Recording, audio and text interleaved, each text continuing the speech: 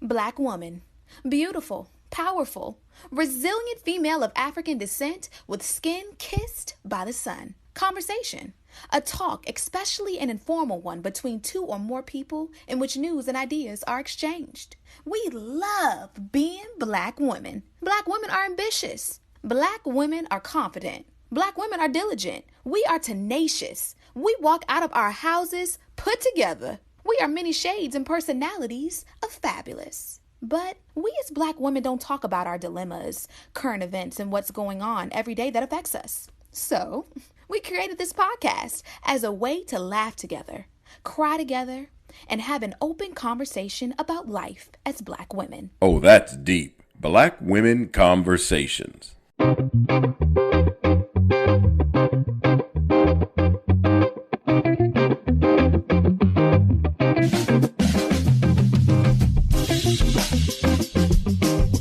Hey, Nicole.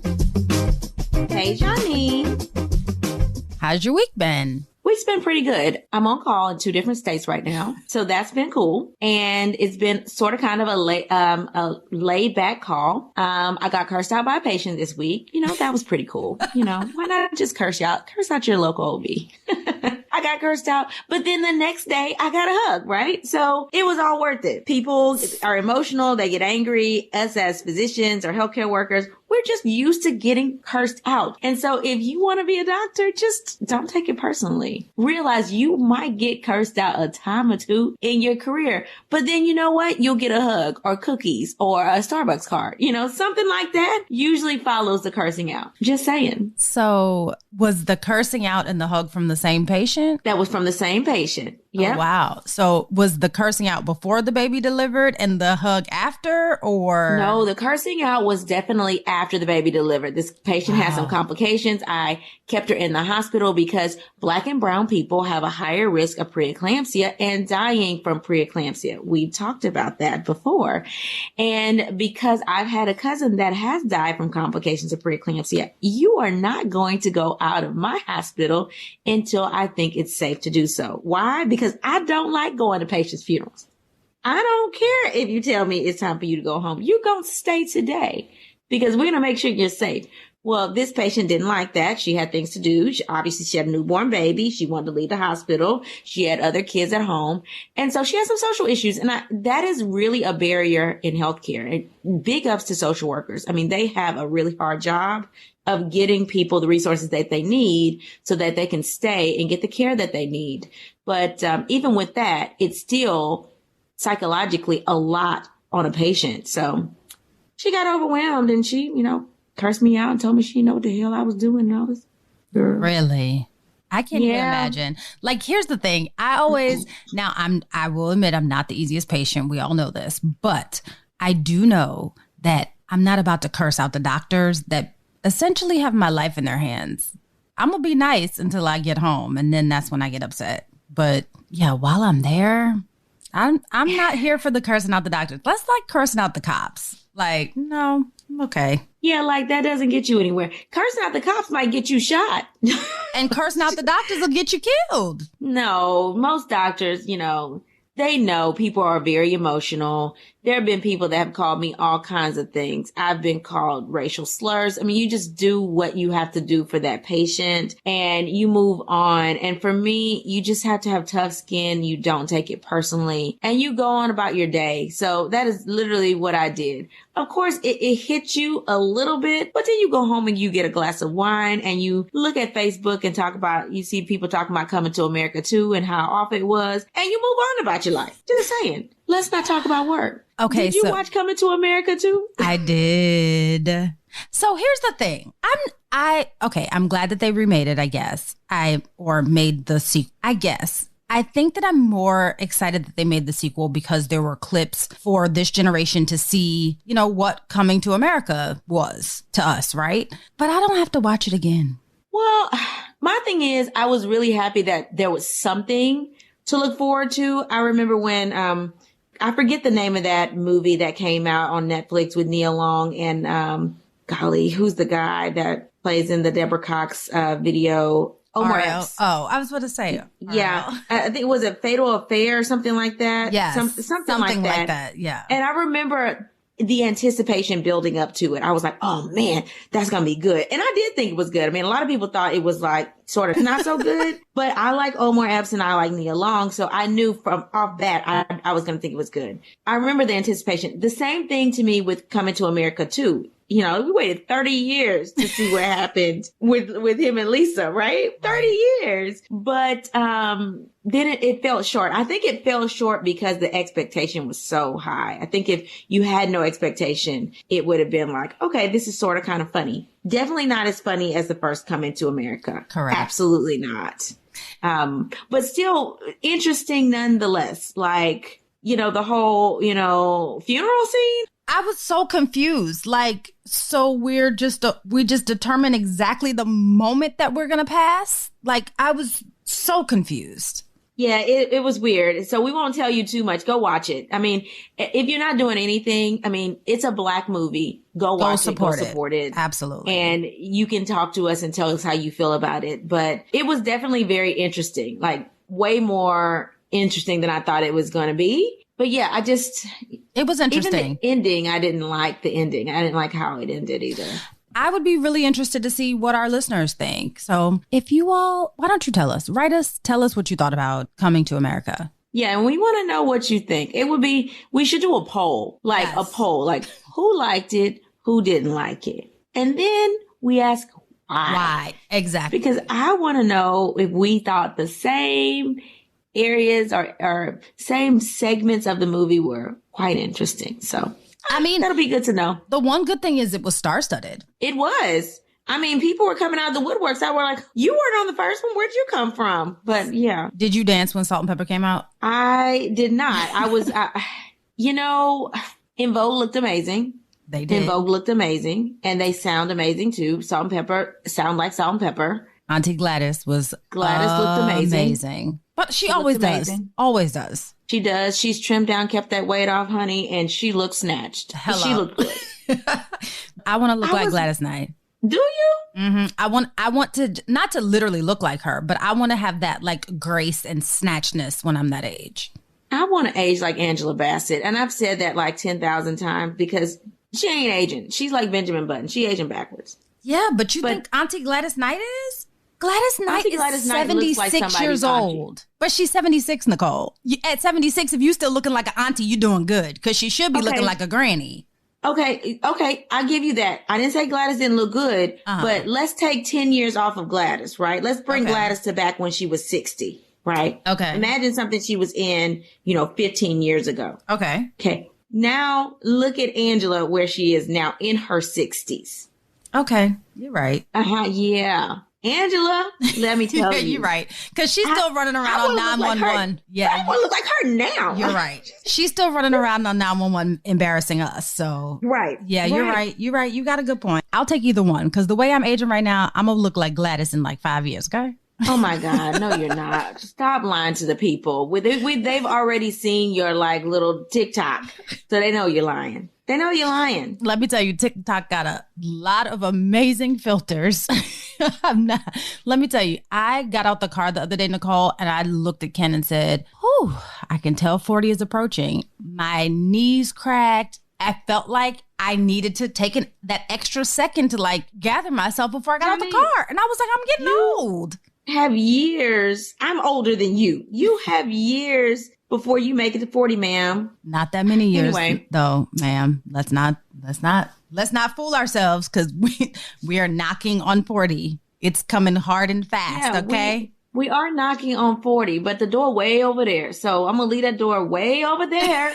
Okay, I'm not even starting to plan my 40th birthday. Listen, we got years to live. We're going to celebrate every year before 40. And then I'm going to celebrate 40 for a whole 5 years. I'm going to be 40 for 5 years. So don't ask me how old I am. I'm still 40. Just saying. We're going to be 40 together, Nicole. We're just going to be 40. For 5 years. Absolutely. Yep. Me, you, my sister going to come up on 40. They going to ask, y'all twins? Yep. We're both 40. Just saying. And then we're going to celebrate 50 for 10 years. Yeah, like my grandma didn't, she was 65 forever. Like, I don't think she told me an age over 65. Wasn't until I got to college and somebody was like, how old is your grandma? I was like, 65. Really? Like, they started doing the math. I was like, well, wait a minute. what she is anymore. Yeah. So yeah, she just lied and told everybody she was 65. Never told us a date older. I'm not mad at that though. I'm not mad at that. Be how old you want to be, right? They say it's nothing but a number. So Absolutely. What's on your timeline, girl? Okay, so you remember recently we talked about Bumble. That was our secret stash episode that we had with Asia, right? Mm-hmm. Well, now Tinder is on our timeline. So I'm going to... I have to chuckle because it's actually kind of amusing, right? So, you know, in my mind, if I feel like this is same old shenanigans that we've been having for years, except for now it's upgraded to technology. So here's the story. The story starts off with a self-proclaimed petty TikToker. Her name is Nadia, and Nadia's from Atlanta. She's super dope, and she goes by the handle Spunky Brewster. Remember Punky Brewster? But it's Spunky Brewster, like sister. It all started when she got matched on Tinder with a guy named Eric. So Nadia shared a screenshot on her TikTok page of her conversation with Eric. So she, texts Eric, and, in the message, he says he's a one lady kind of man. So Nadia replies asking if he's currently entertaining or dating anyone. To which he replies, no, unfortunately. So basically saying like, no, I'm not dating, like kind of giving the sad pity party, right? Which, obviously leads Nadia to believe that he's single. And understandably so, because if you say you're not entertaining or dating anyone, then that would essentially mean that you're single, correct? But you know how us women are. We have an intuition. And as she said, she trusts, but she had to verify. So trust, but verify. That's a really good rule of thumb. Thank you, Nadia. And when she verified, she found out that not only was Eric married, but he had 6 children. 6 children. And Nadia found this out from a quick Facebook search. Like literally, sir, you out here pretending to be single, but she found you on Facebook? Like she found out, you got found out by Facebook? Come on now, Eric, come on.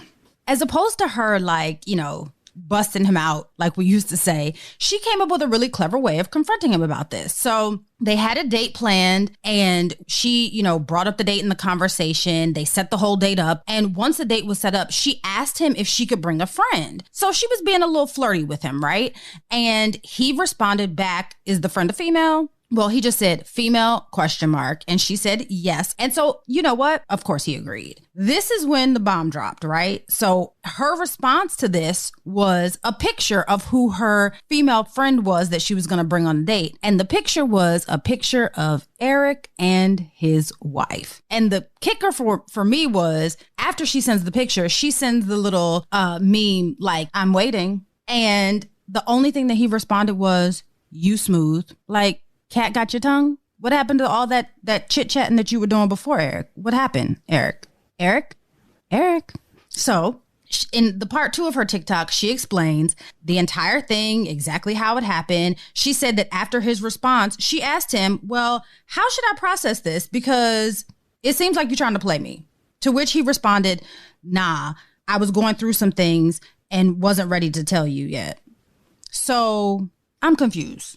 You were going through some things. But I thought that you weren't entertaining or dating anyone. But again, maybe misinterpretation on my part. That's just how I saw it. So she said, you know what? She was amused by this. So she decided to, as she put it, let TikTok have a field day. And girl, that is exactly what we did, right? TikTok, me and 100,000 other people viewed this TikTok. And the crazy part is, Nicole, and I told you this earlier because I was super excited, I actually reached out to Nadia.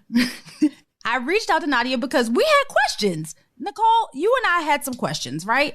We had questions, and our questions were, did you ever meet up with Eric, actually? Did you ever meet up with the wife? Did the wife reach out to you? So Absolutely. This thing has gone viral. Literally 100,000 people. My guess would have been that the wife had reached out to her, right? So literally hot off the presses, no exaggeration, just moments ago, Nadia inboxed us back, and she said that no, she has not heard from either of them. The last exchange that she had with him is when she said that, she was asking him what she should do with this information. His response was, no, he was going through some things. She said at that point, she realized that he was going to continue to defend his foolishness. So she cut off the communication, and the wife has not reached out to her. You know who I feel sorry for in this situation? This wife. You know why?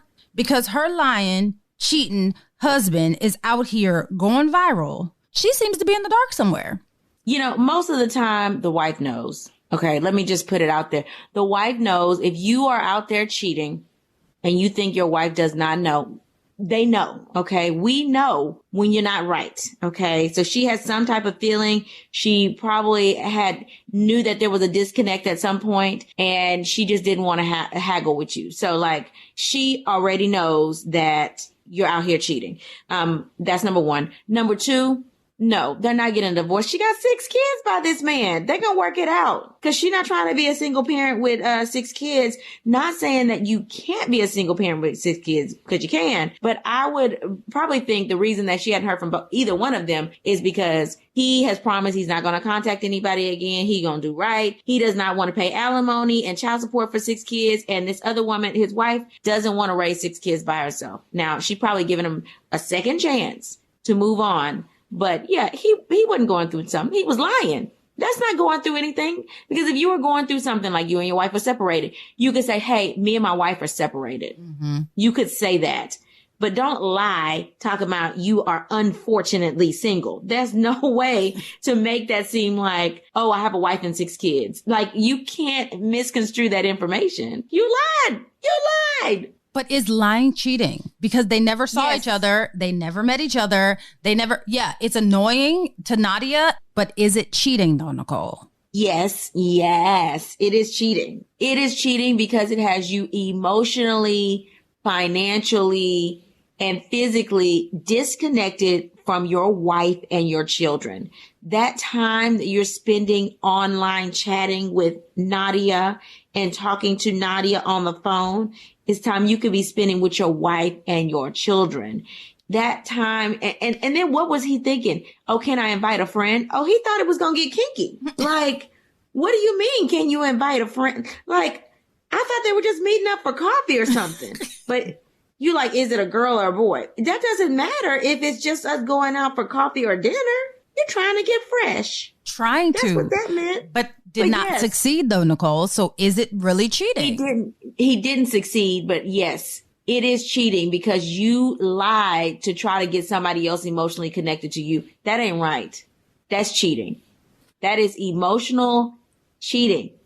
I mean, I guess. You cannot be out here having virtual relationships. A relationship is a relationship. That's cheating.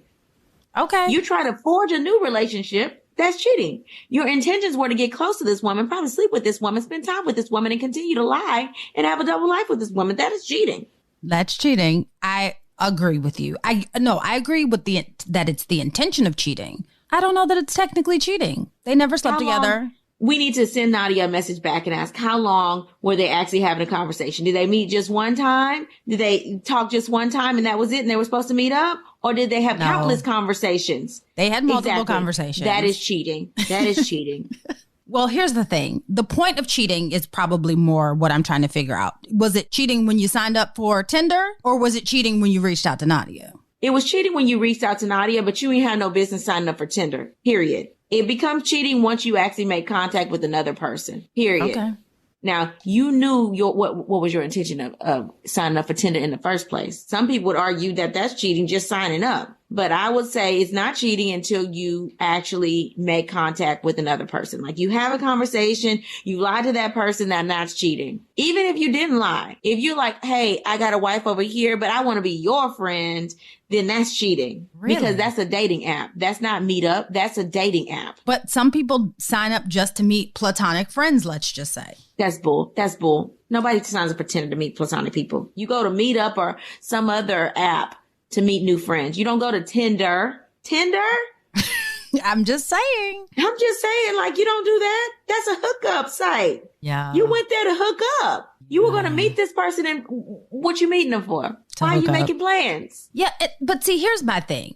He was so casual and nonchalant about it. I just feel like maybe they have a situation. He was nonchalant because he got caught. What can you say when you get caught? Once you get caught, all you can say is, you got me. Yeah, but then he continued. She said that, off the part that she didn't share on TikTok is that he continued to defend his nonsense even after she caught him, so to speak. Because he's narcissistic. People that are narcissistic think that they are invincible. And even though you found out their stuff, in their minds, they've convinced themselves that they're doing the right thing. You're right. So obviously, Nicole, this TikToker, aka Nadia, had sparked the conversation between you and I about what cheating really is and, where do you draw the lines? And I think that the safest thing to say is that the lines are really blurry because people have very different concepts of what a relationship looks like and what faithfulness looks like and what cheating looks like. So, well, let me unblur them. If you're going on a dating app,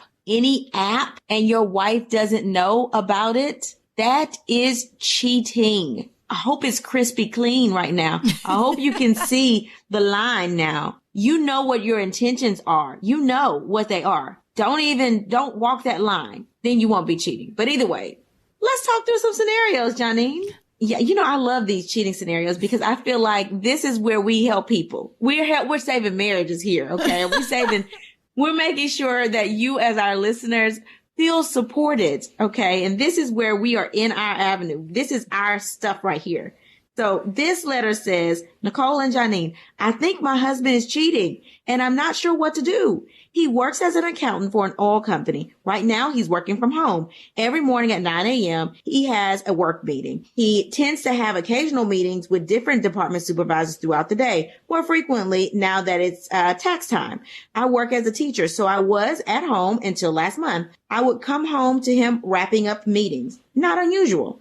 However, now he has late night virtual meetings and is in his office very late, sometimes 10 or 11 o'clock. I went to his office last week to find him talking with someone via Zoom at 8 p.m. over wine. He said it was an office social, but there was only one person on when I walked around his desk to look. This week, he's been getting FaceTime calls that he's been declining when I'm around from the same person. What should I do to find out if he's really cheating? Right now, I'm playing it cool and I haven't made a big deal out of any of it. Please help.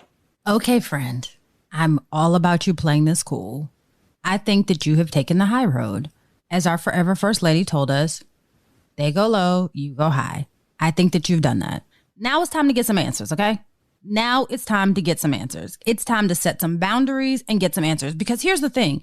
Even if your husband is not cheating, we need to set boundaries. What we are not about to do is have late night FaceTimes, late night Zoom meetings, late night wine over conversations, late night, whatever it's called. Late night is reserved for you, my dear, AKA late nights are reserved for your wife. I'm not sure what justification there would be for the late night FaceTimes or for the declining the FaceTimes when I'm there. I don't understand the justification. So this is what you do. You have a conversation with your husband. You ask him, hey, I've noticed that this is what you're doing. Can you tell me why you continue to do this? And then the next time, if he gives you some bogus excuse, because he will, most likely. I mean, he might not. It could be, someone he's onboarding. Who knows? But the next time the phone rings and the FaceTime pops up, you go ahead and answer that FaceTime and be like, hey, he's such and such. Can I help you? And then when you get the response of whoever it is on the other end, because they will be shocked if it's inappropriate, there's your answer. You'll know if your husband is cheating or not. Because I would be willing to bet that you already know that your husband is cheating. And this is why you're writing us. Because we as women have this thing called intuition.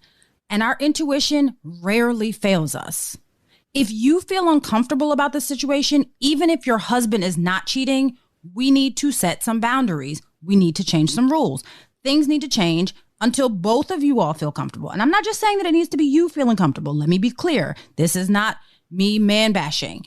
Both of you all need to feel comfortable in this situation because it's very possible that he's not cheating. He could just be, as we talked about earlier, blurring the lines and not clear as to what appropriate boundaries are, but those all need to be fixed. If you feel uncomfortable, it needs to be fixed. So let's fix it. Let's have the conversation with him first, give him the benefit of the doubt because, we trust our husband, but we verify, as Nadia told us. So trust the husband, but then verify what he's saying to you. If he's saying that he's not cheating, then verify that. And when the FaceTime comes on, you know what you do? Press answer. Hey, hold on, he's right here. But if you get a shocked, surprised face when the FaceTime answers, girl, there's your answer. You already know.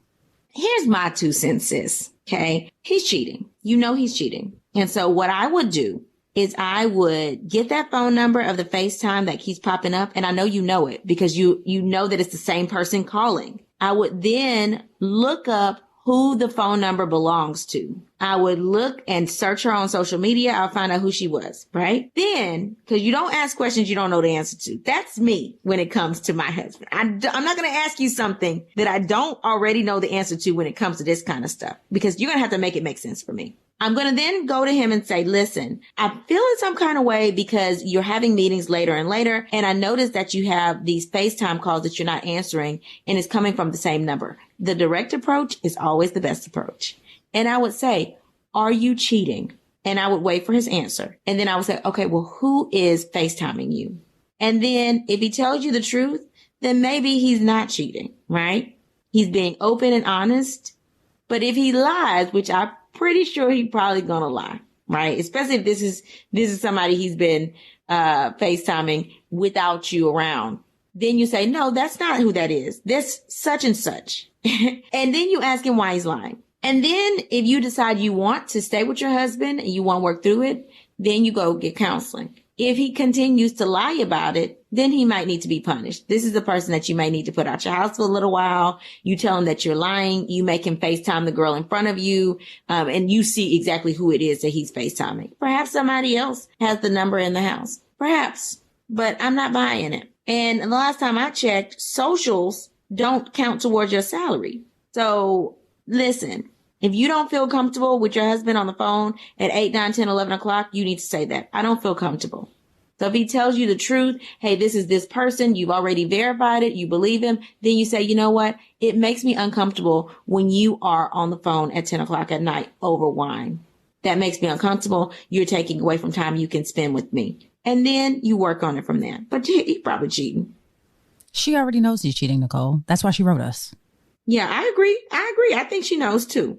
But you've got to verify first, then ask, wait for the lie. And then from there, you call the lie out. And then you decide if you're going to go to counseling or not. Because eventually he's going to have to admit, if he lied about who the phone was for, who the number was for, then he has to eventually admit all of his wrongs for you to be able to trust him. Okay. So yeah, he's lying. He's cheating, sis. Yeah, he is. We sorry, but you got to call it out directly. We sorry, friend. We sorry. And here's the thing. We're not telling you to leave your husband because you know what? You can stay. Cheating isn't a deal breaker for everybody. It's not. We're not telling you what to do after you get the information, but we are saying to trust your intuition. Trust your gut. Yeah, and playing it cool is fine for a little while. And I'm not telling you to, because I'm not somebody that's going to be belligerent, screaming in your face and throwing glasses. That's not me. Mm-hmm. But what I would do is say, you know, and don't even say, hey, we need to talk when you get home. People get nervous about that. They're going to start making up theories in their head. When he gets home, fix him a plate of food, fix him a glass of wine over dinner, and then say, hey, listen, so I noticed that you've been getting these calls very late and you've been doing a lot of social. Just bring it up. Like, don't ease him into it by warning him that you need to talk. Like, people don't like to hear, we need to talk. No, just talk and say, listen, this is how I feel. Who is calling you? Wait for the answer. If he doesn't answer correctly, say, well, this is the information that I've collected. So tell me the truth and we can move forward and work this out. But if you lie to me, then, you know, I don't know how I'm going to react to this, and then move on. But you have to put it out there. You can't play it cool forever. But I don't know that I would have that kind of patience. She's already had more patience than me. Way more. Way more. I was about to say, my patience would have been like, no. We're not even about to say we need to talk. We're not about to say, like, I don't have time to fix you a plate. Mine is, who is this? And why are we doing this? Because we about to FaceTime together after 10 o'clock. Okay? It's Mr. and Mrs. Johnson that you're FaceTiming after 10 o'clock. Do you understand? Right. And there has to be said something about keeping boundaries in your relationship. Absolutely. So James and I had to have that talk because he is a minister. So people call him at like 11 o'clock because they're having a crisis or they're having a breakdown or they have a problem with their marriage and they need counsel. Yeah, no, not after 10 o'clock. We literally had to say, your phone rings after 9 o'clock. I understand that's when the nighttime minutes used to start and they free, but now everybody got free minutes. So do not answer your phone after 9 o'clock. That's family time. If somebody needs help in their their marriage, then they can call you the next morning. It's disrespecting our bed to answer the phone, get out of it, and go have a conversation with some other people. Like, you can't do that. Not unless somebody is dying, like somebody's in the hospital. But if somebody's just having an argument with their spouse, no, that's not the time to call. So some boundaries need to be set up. You need to talk to your congregation about when to call and when not to call and how to respect your house. Because if you don't put boundaries in your household, then people don't know what to follow. So you tell people how to treat you and what boundaries they need to follow. Otherwise, they think you don't have any boundaries. I agree. And they treat you any kind of way. I agree 100%. Set boundaries. Boundaries in life are just a good practice. All right, Janine, what's your scenario? This one says, "Hi, friends. Please don't share my name. I'm writing because you finally asked about cheating and I really need some clarification. My husband and I have been married for 7 years. We don't have any children. We both have really demanding jobs, so we frequently move. We also work a lot, so we both have really close friends at work. My husband has a quote unquote work wife and I have a work husband. We've never crossed any lines, just healthy flirtation. Recently, my husband got upset because of some of the messages that he saw between me and my work husband. To summarize the messages, my work husband was complaining about his recent drought, to which I responded that he was sexy and I'm sure that it wouldn't last that long. I then said if I was single, he wouldn't be going through this drought. Ladies, my husband thinks that I'm cheating. I promise that there's nothing going on.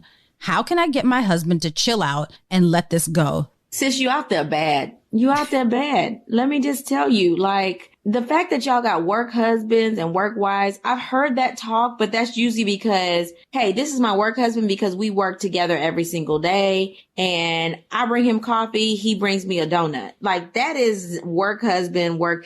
That's cute. That's fine. Like, usually work husbands, work wives, they've met each other. You've met the rest of the family. And so everybody gets it, right? You spend more time with my wife than I do. You spend more time with my husband than I do because y'all work together and you have demanding jobs. Okay, I get it. But when you start putting your personal life in there, that's when it gets a little interesting, because if my husband was telling somebody else about our sexual habits, I would have a problem. And you would have a problem too. And the fact that you're like, yeah, if you were mine, you wouldn't have that problem. So then his mind goes to, maybe she should be mine. I mean, it makes people start to think and wonder, and that's really blurring the lines again. And you know, I don't like blurred lines.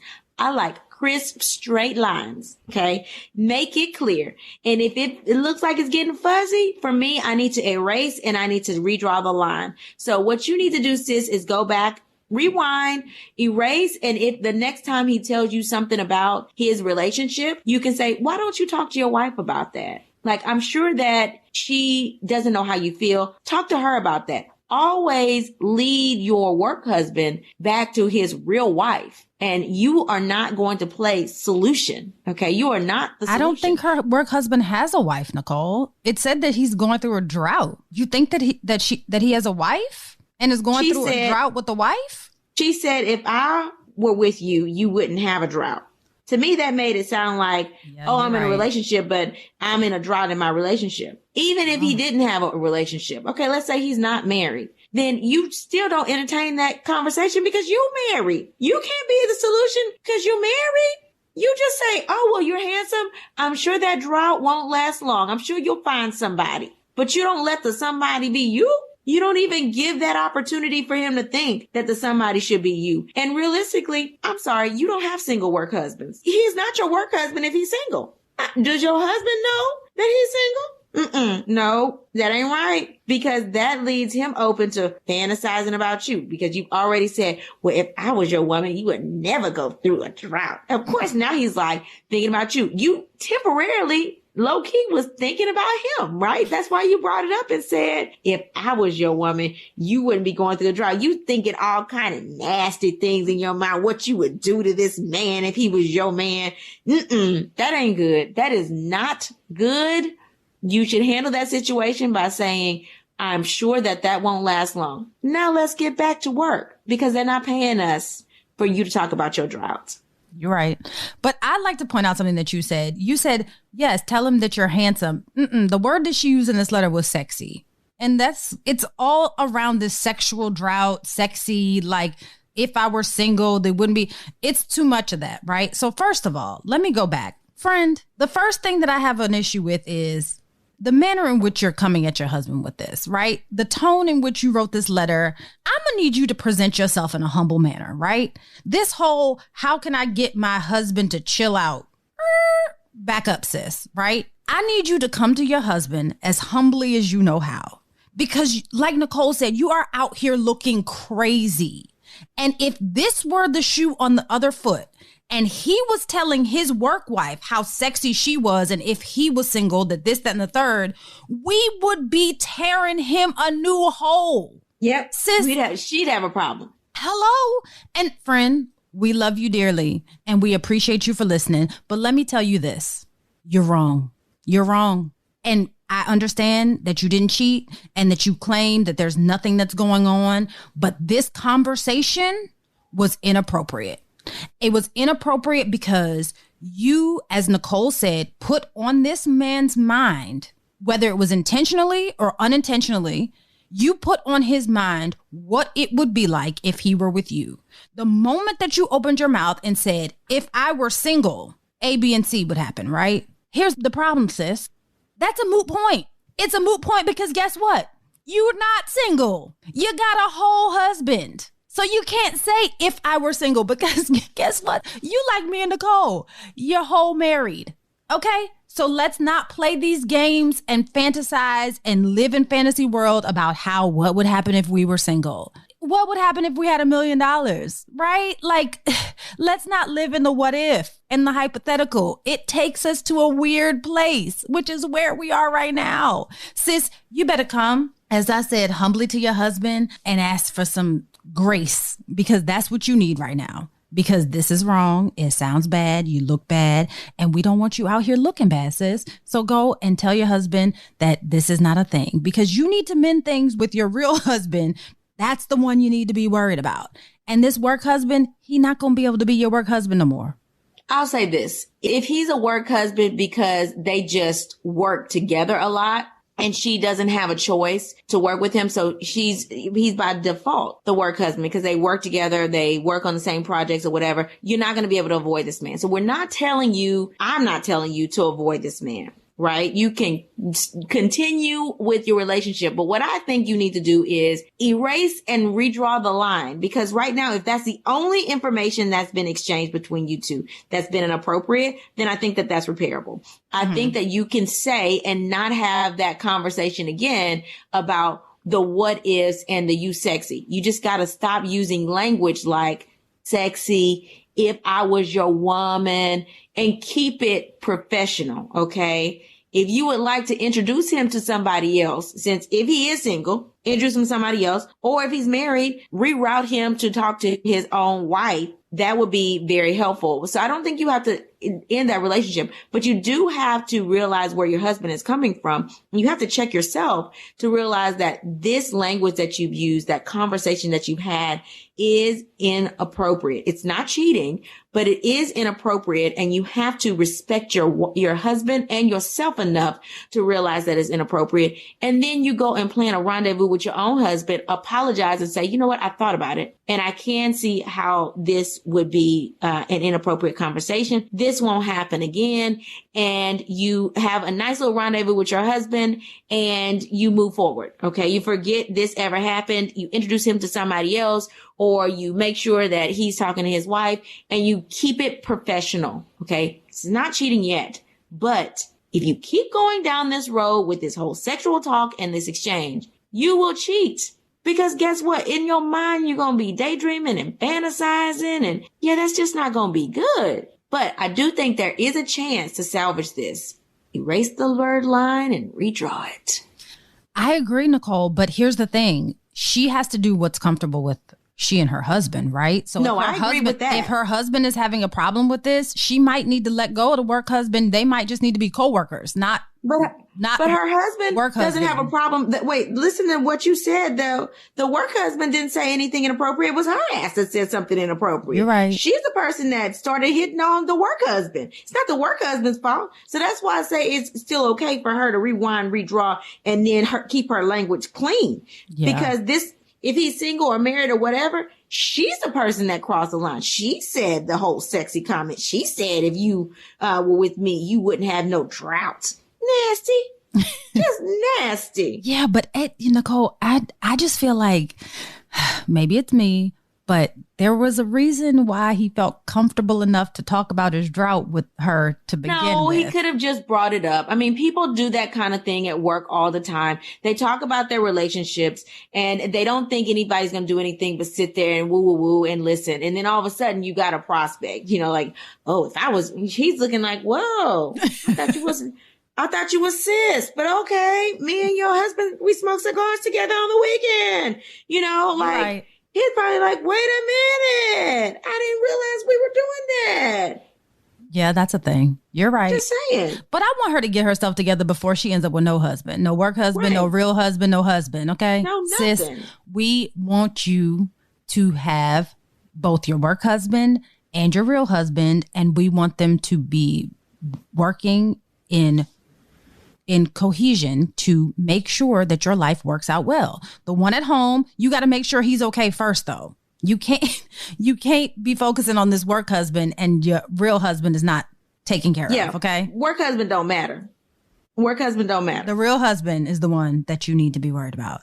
Janine, what did you learn new this week? So what I learned new this week was people be out here doing the most, right? In a study from comparecamp.com, 7% of online dating users admit to specifically using online dating websites or apps for cheating. 7%. So 7% of those people, and those are the ones that admit to it. That would be their main reason for being on the websites or apps, right? In a different study from YouGov, 1 in 6 people say that cheating is one of the reasons that they're on a website, a dating website or an app. One of them. So they might be on there to find a significant other, a friend, whatever. But one of the reasons is for them to cheat. That's 1 in 6 people. 1 in every 6 people that are on a dating app or a website is there for potentially the purposes of cheating. I think it's higher than that. That's the people those are people that admit it. Okay. They're lying. They're lying. Okay. And then another one, according to Global Web Index, 30% of Tinder users are married. 30%. I believe that. And I believe that. And another 12% are in a relationship. So 42% of the people who are on Tinder, they're not even available. That's why Tinder is not a site that's a hookup site. Like I said before, that is not a site that you're trying to find somebody permanent. Okay. That's a temporary site. You want to date for Valentine's Day. You want to hook up with somebody real quick. You want you're going dinner. to visit a city. Right. Yeah. I mean, that's not a serious dating site. So now that we know that 42% of y'all really aren't serious because there's no way you could be. Now you've been warned. Take heed. Okay. Take heed. 42% though, Nicole, that's high. It's Tinder. Okay, so what I learned was ways that you can maintain a healthy platonic friendship. So I loved your scenario, Janine, because your listener, sis, this is what you need to do. Okay, so I have 5 tips for you. So 1, realize that feelings of attraction do not mean that you have to act on them. Focus on other things so your feelings of attraction will become less and less. Number 2, stick to boundaries. We said this ourselves. Limit time and places to where you meet, right? So if you have a work husband, you interact with them at work. If you met somebody with a group of friends, you need to meet them with groups of friends. So stick with that and stick with those boundaries and make sure you respect the time boundary. Number 3, do not fuel gossip. So when folks ask about the two of you and they're smiling and giggling and hee ha ha, you don't smile and giggle and hee ha ha. Don't say things like, that's our business. Don't say, wouldn't you like to know? That's fueling gossip and it makes people start to think that there's something going on between the two of you. Instead, say, no, we really are just friends, with a serious tone and a serious face, and you leave it at that and you move on and change the conversation. Number 4, do not flirt. So sis, that was like, if I was your woman, you wouldn't have a drought at all. You would stay wet. Nasty. That is flirting, and you should not flirt. No sexual talk. Okay. And then number 5, make sure your partner knows about this platonic friend and you know their partner, and your partner knows when you're interacting with them or when you're going somewhere outside of work with them, especially if you met them in a group of friends. That way your partner knows that this is just a friend. All right. So the motivational moment for this week comes from an unknown writer, but I like what they say, is that if a relationship has to be a secret, you shouldn't be in it. Do you know how fabulous you are, sis? Why hide you? Why play second fiddle to anyone when you can be any man's first pick? He said he's leaving his wife. Well, why hasn't he? He says he loves you. Well, where's the commitment to show it? Don't wait on anyone to get their lives together. Move on to someone more deserving of your time. Until we meet again, pray, work, slay, and show off your melanated excellence. Bye. Oh, That's Deep, Black Women Conversations is produced by Nicole Lee Plenty and Janine Brunson Johnson. Executive producer, Ken Johnson.